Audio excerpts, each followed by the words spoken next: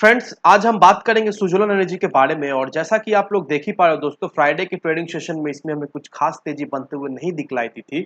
और जो previous closing हुआ करता था 10 रुपये 5 पैसे का, फ्राइडे के ट्रेडिंग सेशन में इसमें हमें प्रीवियस क्लोजिंग से भी निचले लेवल पर क्लोज होता हुआ दिखलाई दिया 9 रुपया 95 पैसा में। That means close to previous closing से 10 पैसा का नीचे हमें क्लोज होता हुआ दिखलाई दिया है।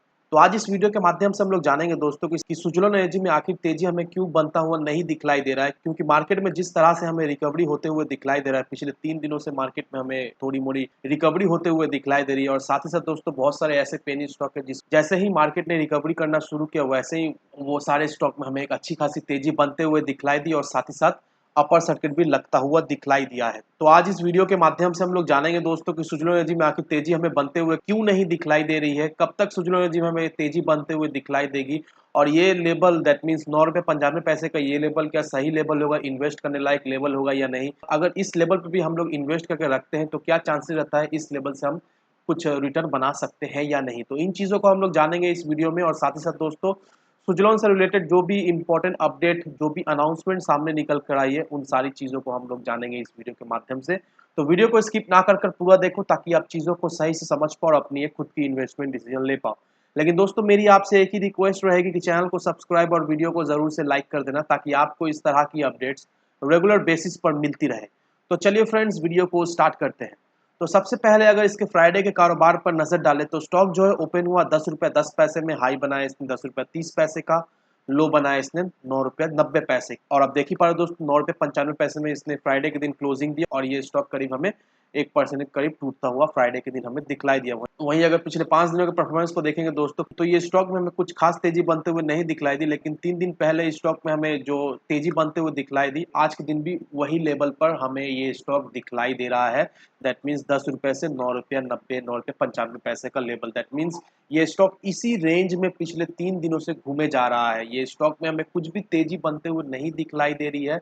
और ये जो तेजी बनते हुए नहीं दिखलाई दे रही, इस वजह से इन्वेस्टर्स काफी ज्यादा परेशान है, क्योंकि इन्वेस्टर्स लोग खुद से देख पा रहे हैं कि मार्केट में जब रिकवरी हो रहा है तो बहुत सारे स्टॉक ने अपर सर्किट ऑलरेडी लगाना शुरू कर दिया है और वो सारे स्टॉक ने इन्वेस्टर्स को एक अच्छी खासी रिटर्न भी बनाकर दे दिया है पिछले 1-2 दिन में। लेकिन सुजलोन एनर्जी का कुछ उल्टा ही हिसाब चल रहा है। सुजलोन एनर्जी में कुछ खास तेजी बनते हुए नहीं दिखलाई दे रही। मार्केट में तो रिकवरी हो ही रही है, लेकिन सुजलोन एनर्जी में हमें कोई भी रिकवरी होते हुए नहीं दिखलाई दे। सुजलोन एनर्जी उल्टा हमें नेगेटिव में ही क्लोजिंग होता हुआ दिखलाई दे रहा है। तो इस वजह से इन्वेस्टर्स काफी ज्यादा परेशान है। वो लोग समझ नहीं पा रहे कि करें भी तो क्या करें, ये लेवल इन्वेस्ट करने लायक लेवल है या नहीं। तो इसे भी हम लोग जानेंगे इस वीडियो में। लेकिन सबसे पहले दोस्तों अगर इसके आप डिलीवरी परसेंटेज को देखोगे, डिलीवरी परसेंटेज में फ्राइडे के दिन हमें एक फॉल होते हुए दिखलाई दी है।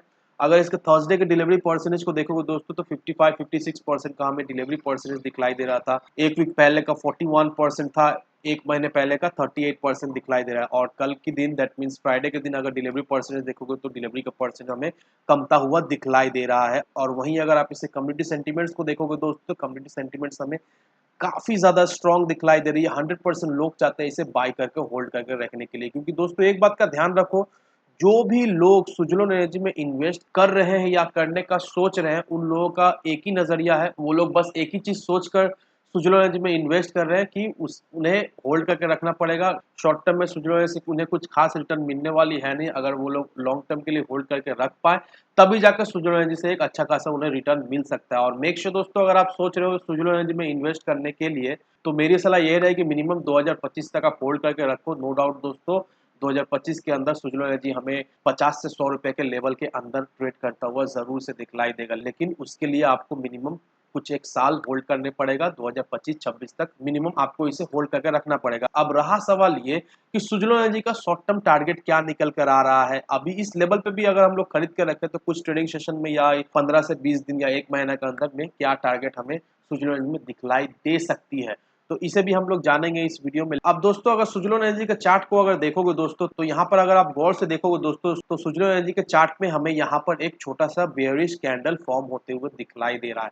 दैट मीन्स यही है कि सुजलोन एनर्जी में हमें और भी थोड़ी सी यहाँ से एक एक गिरावट होते हुए दिखलाई देगी। ये स्टॉक करीब हमें 9 रुपया 80 पैसे से 9 रुपया 60 पैसे तक जाता हुआ दिखलाई दे सकता है। फिर वहां से ये stock back to same position में चल जाएगा। दैट मीन्स 9 रुपये 95 पैसा 10 रुपये का लेवल में।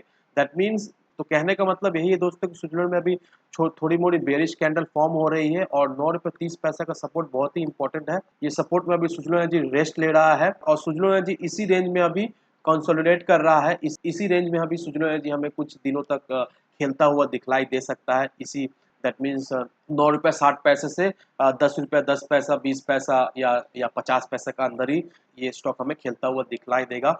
और ध्यान रखो दोस्तों, जिस भी दिन ये स्टॉक 11 रुपये 20 पैसे के लेवल को तोड़ता हुआ दिखलाई देगा, उसके बाद ये स्टॉक में हमें एक अच्छा खासा ब्रेकआउट होते हुए दिखलाई देगा और ये स्टॉक हमें 13 से 16 रुपए के लेवल में ट्रेड करता हुआ दिखलाई देगा। तो शॉर्ट टर्म का टारगेट होने वाला है दोस्तों 13 से 16 रुपया, लेकिन इसके लिए 11 रुपये 20 पैसे के लेवल को तोड़ना पड़ेगा और अभी फिलहाल ये 11 रुपये 20 पैसे के लेवल को जल्द नहीं तोड़ेगा, कुछ मे बी 15 से 20 दिन लग सकता है, क्योंकि अभी सुजलोन एनर्जी पूरा रेस्ट मोड में है और सुजलोन एनर्जी एक ही लेवल में कंसोलिडेट कर रहा है। अभी इसे कंसोलिडेट करने दो, 15 से 20 दिन के अंदर ये स्टॉक हमें थोड़ी मोड़ी तेजी बनते हुए दिखलाई देगी। अगर मार्केट सेंटीमेंट इसी तरह से हमें दिखलाई दे, थोड़ी मोड़ी पॉजिटिव भी होते हुए दिखलाई दे, तो इसमें हमें तेजी बनते हुए जरूर से दिखलाई देगी। लेकिन एक बात का जरूर से ध्यान रखो दोस्तों कि मार्केट सेंटीमेंट बहुत ही इंपॉर्टेंट होता है। अभी तो हमें मार्केट में तेजी बनते हुए दिखलाई दे रही है, लेकिन क्रूड ऑयल का जिस तरह से प्राइस बढ़ रहा है, इंडियन मनी का जो वैल्यू है वो डॉलर के अगेंस्ट कम होता हुआ दिखलाई दे रहा है, तो ये सारे फैक्टर की वजह से भी मार्केट में हमें थोड़ी मोड़ी करेक्शन इन फ्यूचर होते हुए दिखलाई दे सकती है। और रशिया और यूक्रेन का लफड़ा के बारे में तो आप ऑलरेडी जानते ही हो कि कब क्या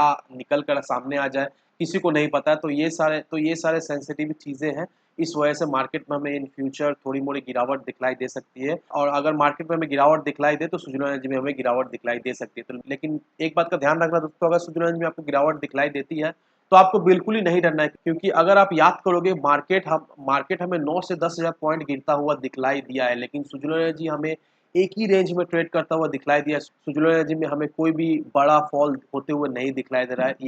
ये एक ही चीज दर्शाता है, ये एक ही चीज प्रूव करता है कि उसकी सुजलोन एनर्जी में अभी पोटेंशियल है। सुजलोन एनर्जी हमें स्ट्रांग होता हुआ दिखलाई दे रहा है, लोगों का जो रुझान है सुजलोन एनर्जी के तरफ है, इसी वजह से सुजलोन एनर्जी एक ही रेंज में घूम रहा है। सुजलोन एनर्जी में हमें कुछ खास गिरावट होते हुए नहीं दिखलाई दी है, इतना बड़ा करेक्शन, इतना बड़ा गिरावट मार्केट में होने के बावजूद भी। तो ये सारे फैक्टर को ध्यान रखो और उसके बाद ही अपना इन्वेस्टमेंट डिसीजन लो। लेकिन दोस्तों, कोई भी इन्वेस्टमेंट डिसीजन लेने से पहले अपनी खुद की डिटेल रिसर्च किए बिना कहीं पर भी इन्वेस्टमेंट ना करें। वीडियो अगर आपको पसंद आए तो लाइक शेयर सब्सक्राइब जरूर करना। तो चलिए फ्रेंड्स, मिलते हैं हम अगले वीडियो में।